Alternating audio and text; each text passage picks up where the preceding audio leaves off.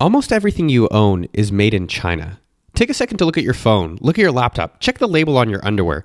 It all says made in China. In the 80s and 90s, made in China used to be something we joked about, and now the best products in the world are all coming out of China. Recently, I ordered a Lemetric smart clock I thought from a US company made in a US manufacturing plant. It turns out these guys are based in Ukraine, they have a manufacturing plant in China, and it was shipped directly to my door. This blew my mind about what the future is going to look like, so I wanted to go to China to learn about the whole manufacturing and production side of one of the most impressive countries in the world. Let me give you a quick geography lesson because I had no idea where any cities were in China.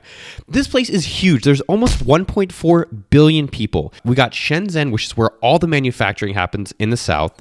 Right across from the border is Hong Kong.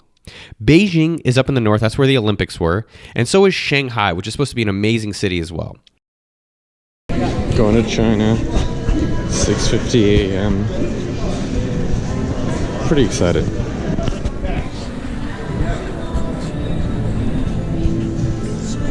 So I arrived around midnight and walked around Hong Kong. Hong Kong morning. There's a lot of Lambos out here. It's crazy. A lot of different colors. Let's see what it looks like. It looks like Asia.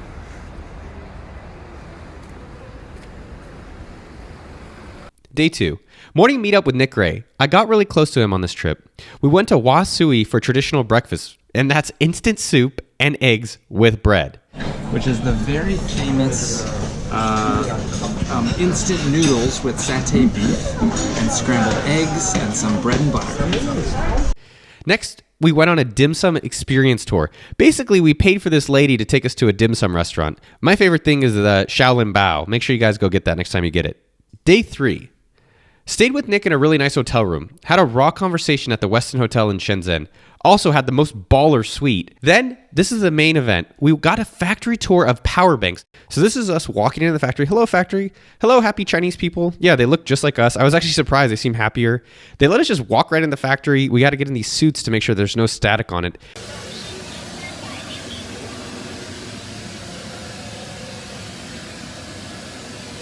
Air shower.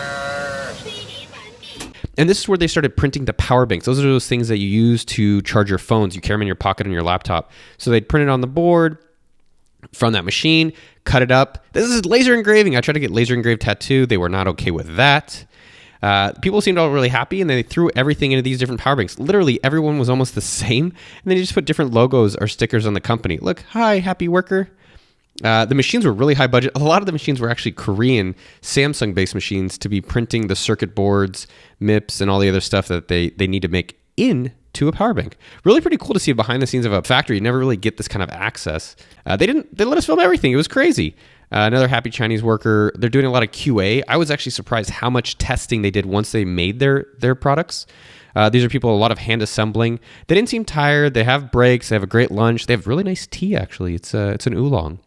And then these are the people just putting together different parts of the power bank as you're seeing them go down the assembly line. As you know, China's got over 1 billion people, so it makes it really easy for them to hire a lot of labor at a pretty affordable cost. There's even a thing called E-Packet. Hi, Nick Gray. There's a thing, E-Packet, where they can ship things to you really affordably directly from China. As you know, one thing that was interesting is that there's a lot of women in the factory. I think it's 7-to-1 female to male in Shenzhen. There's our buddy Jamie, who actually gave us a tour. What's up? We're in the packaging area now. As Noah said, it's very cold in this warehouse. The warehouse was actually freezing cold. It was like 30 degrees, which for me, I live in Texas, which is below zero. But they did have rooms that were warm because there were so many people working in there. I'm actually surprised how good the conditions are. What do you think? Yes. I'm not qualified to comment on that. No, I would say people don't seem unhappy. I thought it was gonna be like really Right. dark and Right. cramped, and people would be like sweating. They just, they do work all day. Yeah. Nobody's crying. Yeah, and here's all the different power banks that they have. So they're all the same brands that you're buying off Amazon, made at the same exact place with just different types of cases. You can see the girls here putting on stickers. And then what they do is they take them out of the box and go test them in a separate room before they finally package them. So they test every single power bank that they make. There's a few examples of some getting tested. Not drug tested, but actually tested to make sure that they can do a full charge off and on. So as you're seeing, China technically has really improved. So over the years, the quality of Made in China isn't a brand that we used to think of as Made in China is not good. Now Made in China is really high quality products, like every phone that one of us has. This is power banks. They're testing them. Next up, we actually got to go check out the DJI tour, which is pretty crazy. That's a friend of a friend of a friend who actually was able to take us in there and see all the models. It was one of the most surprising things about DJI is that they've been around over 10 years. Number two was like how impressive their products were. So this is actually an irrigation drone to do farming. This is one for basically killing people. So watch out and protect yourself.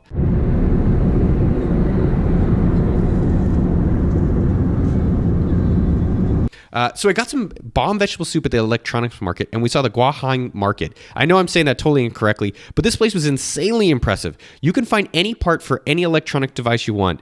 So things like the hoverboard, remember that exploded that we had a few years ago? That was there 5 years ago. There was literally hundreds of shops all for iPhone cases and cameras and knives and fidget spinners and whatever you want. Literally thousands and thousands of different markets. So you go there and you actually can negotiate and find quantities to be able to import them to whatever country you want. A few more notable things I got to experience when I was in China. We went on a hike to Victoria Peak in Hong Kong. I highly recommend that. And one of the things about China and Hong Kong specifically is that they have some amazing Michelin star restaurants for really, really cheap prices. So make sure you go try some egg tarts, fried soup dumplings, and their char siu bao and goose at Cam's Goose. So here are 6 traveling tips about if you're ever planning your trip to China. Number 1, go get an A.P.E.C card. It's like the TSA pre-check for China. It saved us a bunch of time when trying to cut through lines in Asia. Number 2, find out about SIM cards. My buddy Nick Gray from nickgray.net recommended it. We got 4G cards in the airport, and it was amazingly helpful to have really fast internet connection all throughout Asia. 3, loose connections are massive. What does that mean? Go look on Facebook, LinkedIn, anywhere you go, and see if people who've traveled to China or live in China and ask for recommendations. We ended up getting factory tours. We got to see DJI and all these things only from friends of friends of friends of friends. Seriously. Number 4, TripAdvisor is huge for international activities. For tours, we did a dim sum experience and recommendations. Check them out when you're doing international travel. 5, if you ever want to go to a gym, just go get a hotel. That's actually what we did a lot of the times, and it was much more convenient over Airbnbs. And number 6, look for local apps. We actually found in Taiwan, there's one called City Mapper, which is not really popular in America, but it's huge over there for traveling around. So always look up local apps when you're trying to do traveling.